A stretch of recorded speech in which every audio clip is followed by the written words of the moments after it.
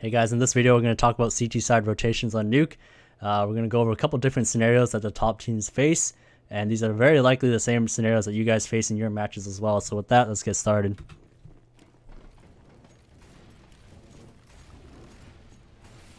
So in this particular example, the setup is initially JKS. He's going to be playing ramp solo. Gratisfaction is the outside guy.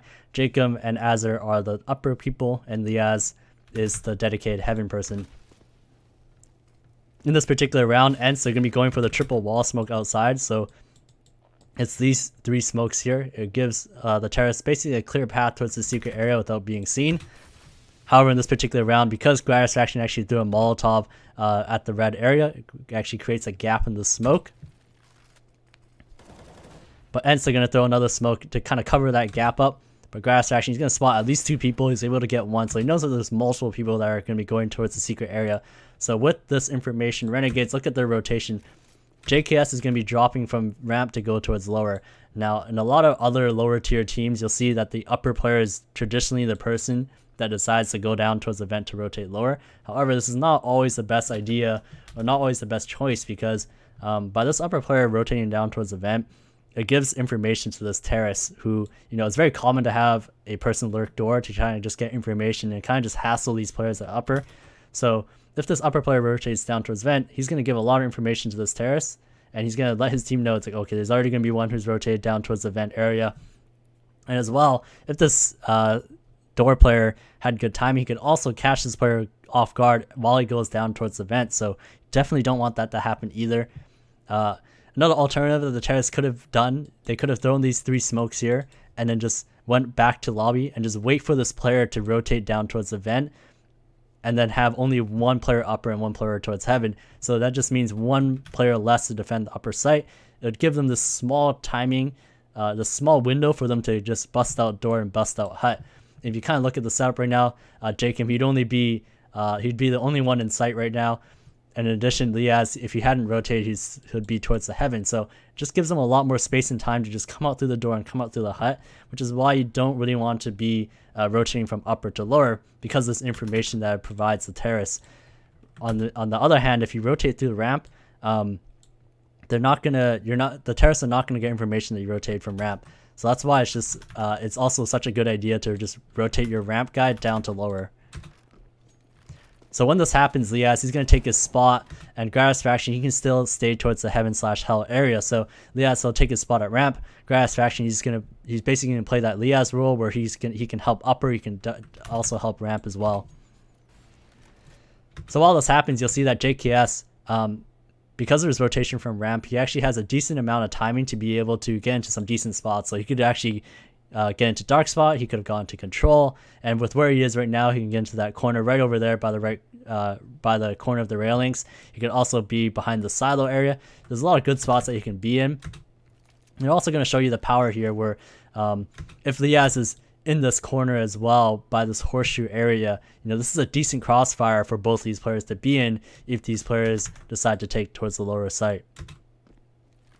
And you'll see that Gratisfaction, he takes Liaz's role at ramp and still too dedicated towards the upper area. So even if these players decide to go back towards the lobby area and to try to crunch upper, there's still two players at upper. So another example here, this is going to be a mid-round outside smoke take. Different smokes than the traditional three that you see here. Instead, they're all along here. However, I think this is a good display of rotations here. So Glaive, he's going to be spotting towards the outside. He's already playing towards secret. Device, he's playing solo ramp. Magisk, Dupree, and Zipnix are all technically upper. So Glaive, he's able to get that first kill onto Def, who's lurking outside. He's able to call to his team. There's nobody else there. And Device, he's going to be the next one to take contact. He's going to see multiple people at ramp. And look at the rotation when this happens. So he spots multiple people at ramp. And you're going to see that Dupree, he's going to drop down towards vent right away. Now, he's able to do this because there's also a smoke up from door, and with 40 seconds left, this is very likely a big commit from Complexity to be able to take this ramp area. Glaive, he's going to fall from this spot from secret and start heading towards the backhaul area, and Majestic, he's going to drop from heaven and start playing this hell position. And Zipnix, he's actually going to go towards the lobby area to kind of flank. So Device, he finds himself by the old toxic area, And Glaive, he's going to find himself towards the control area. Dupree, he actually finds himself behind the silo area. And Zipnix, he already has the lobby fallback cut off. And Magisk, he has the hell cut off as well. So you'll see that basically they have Complexity completely trapped towards the ramp area. If they decide to go through the lower area, they're going to be met by 3 CTs. They have a very good setup. If they decide to go back towards lobby, Zipnik already has them cut off from the lobby area. If they decide to go towards hell, this is a very difficult angle to fight from where Magisk is standing. So you see that these rotations are just very, very good for Mistralis. And you'll see that Complexity is just very difficult for them to fight this setup.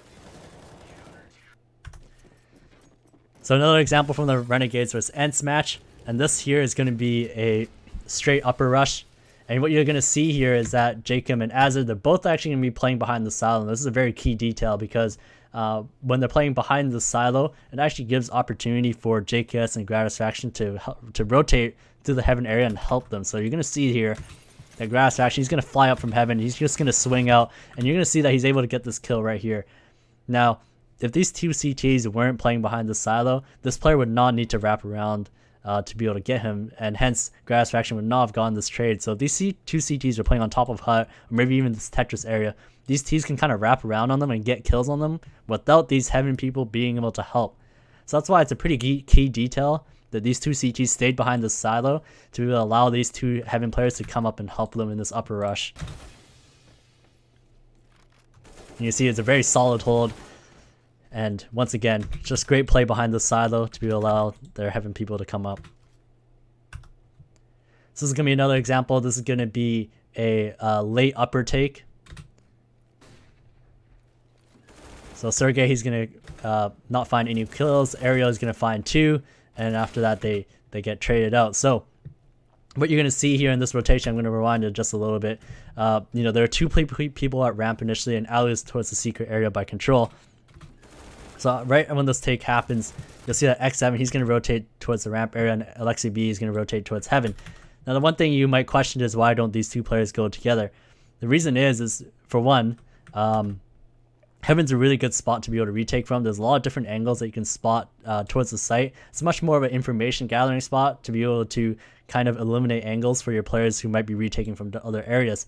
Now, X7, he's going to be rotating through the lobby area because what he wants to do by rotating through here is to cut off all the terrorists. He wants to contain all these terrorists in the site. He doesn't want them to come back towards lobby because as soon as they go back towards lobby, this retake will be so much more difficult. So he's going to go through lobby right away to make sure that they won't have control of this and they make this a doable retake. At the same time, you'll see that Alu, who's actually playing towards the lower site, he had a couple different options. He could have went through vent here. However, he doesn't want to do that because he has an op. And when you have an op going up towards the vent, it's a very, very difficult spot to retake from. If he decides to go towards secret, it's kind of long for him.